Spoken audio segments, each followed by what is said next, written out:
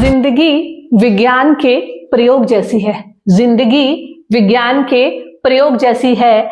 जितनी बार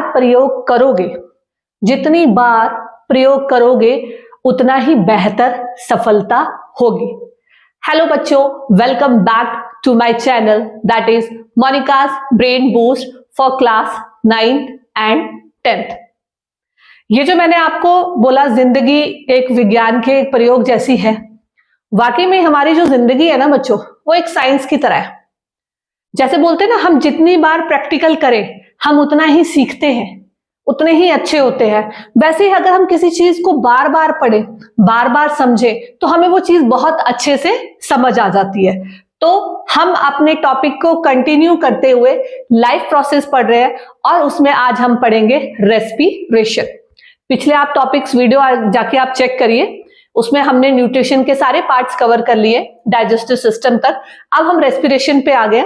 जब हमारे धीरे धीरे टॉपिक आगे बढ़ते जाएंगे, इंपॉर्टेंट क्वेश्चंस भी उसमें ऐड ऑन होते रहेंगे और कैसे लिखना है वो भी मैं आपको बताऊंगी।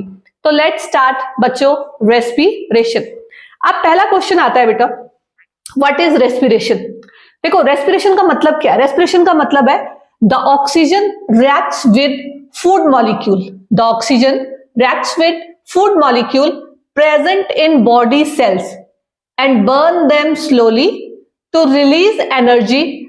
This process of releasing energy from food is called respiration. मतलब क्या है? मतलब ये है बेटा, रेस्पिरेशन का मतलब है कि जब हम खाना खाते हैं तो जो ऑक्सीजन है हमारे बॉडी के अंदर, वो फूड मॉलिक्यूल के साथ रिएक्ट करेगी, मतलब फूड मॉलिक्यूल के साथ मिलजुल जाएगी। जो फूड मॉलिक्यूल के साथ मिलजुल जाएगी हमारे बॉडी के अंदर, तो वो धीरे धीरे धीरे करके स्लोली वो क्या होगी, सेल के अंदर बर्न होने लग जाएगी। मतलब खाना वाला मिल रहा है, सब कुछ रिएक्शन हो रहा है, तो वो बर्न होगा स्लोली और एनर्जी रिलीज करेगा। खाने से हमें जो एनर्जी मिलती है ना, वो एनर्जी रिलीज करेगा। और वो जो एनर्जी रिलीजिंग एनर्जी होती है, फूड से जब एनर्जी रिलीज होती है, this process is known as respiration. Fine, एक बार फिर समझ लेते हैं। इसका मतलब यह है बच्चों कि अगर जब हम खाना खाते हैं, खाना खाने से जो हमारी ऑक्सीजन फूड के साथ मिलके स्लोली उसको बर्न करती है, रिएक्शन करती है, और रिएक्शन कंटिन्यू होने के बाद जो एनर्जी रिलीज होती है from food, that process is known as respiration. ठीक है, तो रेस्पिरेशन थोड़ा सा आप ध्यान रखेंगे। और जो एनर्जी रिलीज होती है वो in the form of ATP होती है। हमने पिछले टॉपिक में मैंने आपको एटीपी का फुल फॉर्म भी लिखवाया है और उसमें समझाया भी है। एटीपी का मतलब होता है एडेनोसाइन ट्राइफॉस्फेट, यानी हमारे अंदर जो एनर्जी करेंसी है वो एटीपी की फॉर्म में होती है। ठीक, अब इसका रिएक्शन देख लेते हैं। देखो, रिएक्शन मतलब जो हमारा रेस्पिरेशन का, जैसे फोटोसिंथेसिस की एक इक्वेशन होती है, अगर आपको रेस्पिरेशन आता है तो आपने रेस्पिरेशन की इक्वेशन भी लिखनी है। तो देखो, C6H12O6 ये किसका फॉर्मूला होता है? ग्लूकोज का। वेरी करेक्ट, यानी ग्लूकोज एक फूड को यहाँ पे रिप्रेजेंट कर रहा है। उसके साथ जब हम ऑक्सीजन को बाइंड कराते हैं, उसके साथ जब ऑक्सीजन रिएक्ट करती है तो आपको क्या मिलता है? 6 मॉलिक्यूल, यानी 6 मॉलिक्यूल कार्बन डाइऑक्साइड के, 6 मॉलिक्यूल वाटर के और प्लस एनर्जी। और वो एनर्जी किस फॉर्म में मिलती है? एटीपी के फॉर्म में। फाइन, तो रेस्पिरेशन भी लिखना है और उसके साथ इक्वेशन भी देनी है, वेरी इंपॉर्टेंट। अब कुछ दो टॉपिक से आ जाते हैं, एक आ जाता है ब्रीदिंग, एक आ जाता है रेस्पिरेशन। इनमें बच्चे कंफ्यूज हो जाते हैं क्या लिखना है क्या नहीं, तो एक इसका थोड़ा सा डिफरेंशिएट कर लेते हैं जिससे आपको प्रॉपर आइडिया हो जाएगा। ठीक है, अब देखो बच्चों, ब्रीदिंग जो है वो एक्सटर्नल होती है, breathing is external, respiration is internal. तो मेन तो यही हो गया, पहला तो हो गया ये सिंपली इनहेलेशन है। ब्रीदिंग का मतलब जो हम इनहेल कर रहे हैं, ठीक है, O2 को अंदर ले रहे हैं, CO2 को बाहर ले रहे हैं, that is called breathing. And what is respiration? Respiration जैसे हमने ऊपर डेफिनेशन में भी कर दिया कि it is an oxidation of food to form CO2, water and energy. ठीक है, दूसरा ये फिजिकल प्रोसेस है, ठीक है, एक्सटर्नल है, फिजिकल प्रोसेस है। ये बायोकेमिकल प्रोसेस है क्योंकि इसमें सेल ऑक्सीडाइज हो रहा है, एनर्जी रिलीज हो रही है, तो सेल के अंदर हो रहा है, तो it is a biochemical process. ठीक है, इसमें कोई एनर्जी रिलीज नहीं होती, इसमें एनर्जी रिलीज होती है in the form of ATP. ये स्पेशलाइज्ड ऑर्गन्स इसमें इन्वॉल्व होते हैं, जैसे लंग्स वगैरह हम इसमें आगे पढ़ेंगे, वो ऑर्गन इसमें चाहिए हमें सांस लेने के लिए, ठीक है। और इसमें इन्वॉल्व होता है मेनली साइटोसोल एंड माइटोकॉन्ड्रिया। तो ये रेस्पिरेशन है, 1-2 नंबर में पूछ सकते हैं, थोड़ा सा उसका इक्वेशन याद कर लेना। और ये थोड़ा सा डिफरेंशिएट है, ये जरूर पढ़ना है, बाई चांस अगर पूछ ले तो 1-2 नंबर में पूछा जा सकता है, तो इसको अच्छे से आपने पढ़ लेना है। ओके, चलो अब नेक्स्ट टॉपिक की तरफ चलते हैं। चलो जी, अब पढ़ते हैं टाइप्स ऑफ रेस्पिरेशन। देखो बच्चों, टाइप्स ऑफ रेस्पिरेशन में मेनली आपको 2 आएंगे, aerobic respiration and anaerobic respiration. एक आप एनारोबिक पढ़ेंगे, एक आप एरोबिक पढ़ेंगे। देखो अब इसमें मैंने आपको एक डिफरेंशिएट में ही फॉर्म में समझा दिया है, तो हम इसी के तरीके से करेंगे, आपको इजीली समझ में भी आ जाएगा। तो पहले हम करते हैं व्हाट इज एरोबिक रेस्पिरेशन। देखो एरोबिक रेस्पिरेशन का मतलब होता है किसी भी सब्सटेंस का ब्रेकडाउन होना in the presence of oxygen, यानी इसमें हमें ऑक्सीजन चाहिए, तो हम लोग जो करते हैं वो एरोबिक रेस्पिरेशन करते हैं। जो भी ह्यूमन बींग्स होते हैं वो सारे कौन से होते हैं, एरोबिक रेस्पिरेशन, ठीक है। तो इसकी डेफिनेशन कर लेते हैं, the oxidative breakdown of respiratory substrate with the help of atmospheric oxygen is called aerobic respiration. यानी किसी भी सब्सटेंस का ऑक्सीडेटिव ब्रेकडाउन होना in the presence of oxygen, उसको बोलते हैं हम एरोबिक रेस्पिरेशन। वहीं अगर हम एनारोबिक की बात करें, एनारोबिक का मतलब होता है when food is oxidised without using oxygen, without using the oxygen. तो मेजर डिफरेंस क्या हो गया, मेजर डिफरेंस यही है, एक में ऑक्सीजन की रिक्वायरमेंट और एक में ऑक्सीजन की रिक्वायरमेंट नहीं है, ठीक है। अब सेकंड पॉइंट कंसिडर कर लेते हैं। सेकंड है कि इसमें ग्लूकोज जो है वो कंप्लीटली ब्रोक डाउन हो जाता है, ग्लूकोज की कंप्लीट ऑक्सीडेशन हो जाती है, और किस किस में कन्वर्ट हो जाएगा वो CO2 और वाटर में, ठीक है। और कितने एटीपी प्रोड्यूस होंगे, 38 एटीपी, यानी जो एनर्जी निकलती है वो लार्ज अमाउंट में निकलती है, दैट इज 38 एटीपी।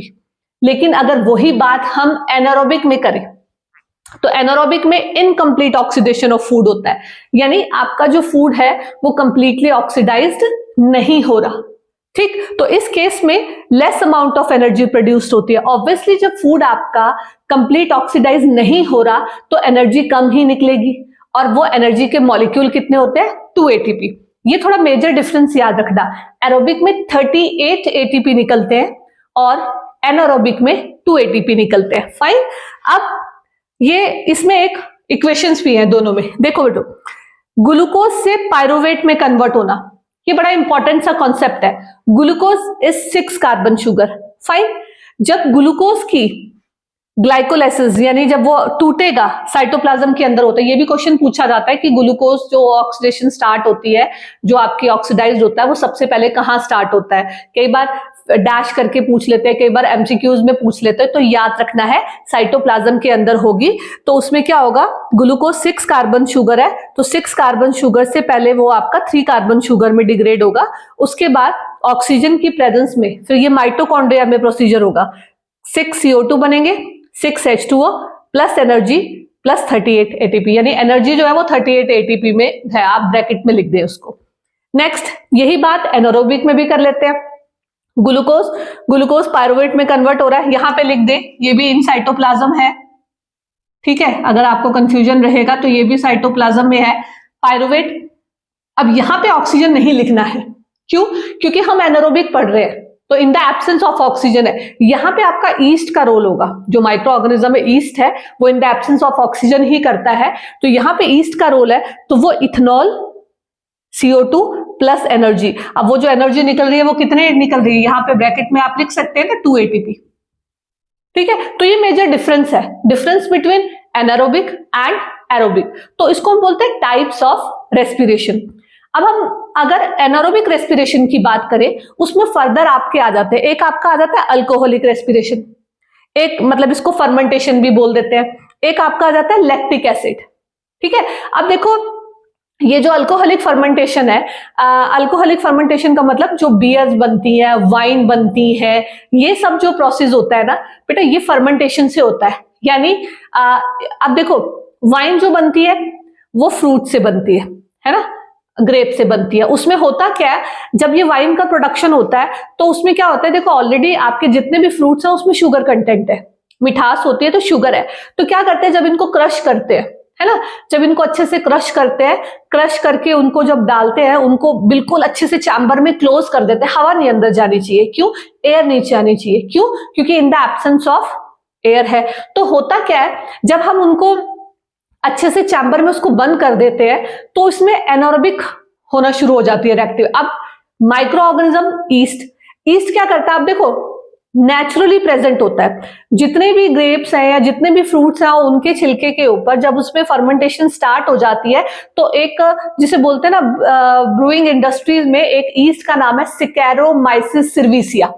ये आपको नहीं पढ़ना है, मैं बोलेंगे इतना बड़ा नाम ले रहे हैं, मैं आपको बता रही हूँ, बस ईस्ट है सिकैरोमाइसिस सर्विसिया। वो क्या करता है, इसको धीरे धीरे शुगर को डिग्रेड करना शुरू कर देता है इन द एब्सेंस ऑफ ऑक्सीजन, और वो शुगर किसमें कन्वर्ट होने लग जाती है, अल्कोहल में। ठीक है, यानी इथेनॉल बनना शुरू हो जाता है और CO2 आपकी रिलीज होती है।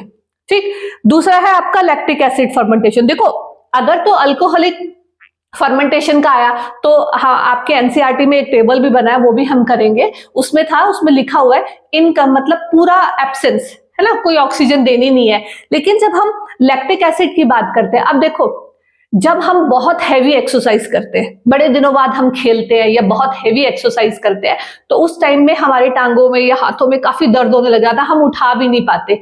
क्यों? क्योंकि उस टाइम में हमारी मसल जो है वो एनएरोबिकली काम करती हैं।